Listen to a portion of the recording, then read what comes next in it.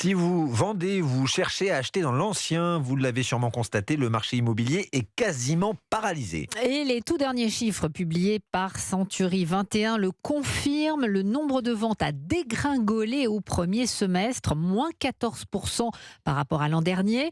Et pour la première fois depuis 2017, Christophe Bordet, le prix moyen des appartements au mètre carré recule. Oui, moins 1,7% en moyenne au niveau national pour les appartements. En revanche, hausse de 0,9% pour les maisons. Alors évidemment, il y a des disparités selon les territoires. À Paris, ça y est, nous sommes en dessous des 10 000 euros le mètre carré en moyenne. Preuve que ce n'est pas simple. Les délais de vente s'allongent de 8 jours sur un an. Il faut désormais 3 bons mois pour vendre son logement dans la capitale. Baisse des transactions de 25% en Normandie. Raison, c'est trop cher. Les prix flambent depuis la fin des confinements. Prix en hausse également pour les maisons en Bretagne, en PACA, en Nouvelle-Aquitaine. Résultat, avec des taux de crédit aux alentours de 3,5%. C'est l'effet ciseau. Mais alors, que faire pour réaliser son rêve, devenir propriétaire?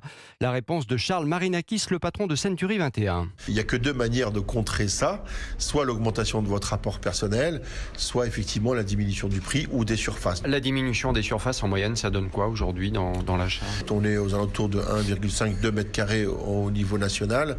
Il y a des régions où on est à 4 ou 5 mètres carrés, voire pour certaines régions 8-9 mètres carrés. C'est quasiment une pièce, si vous voulez, qui est susceptible de disparaître.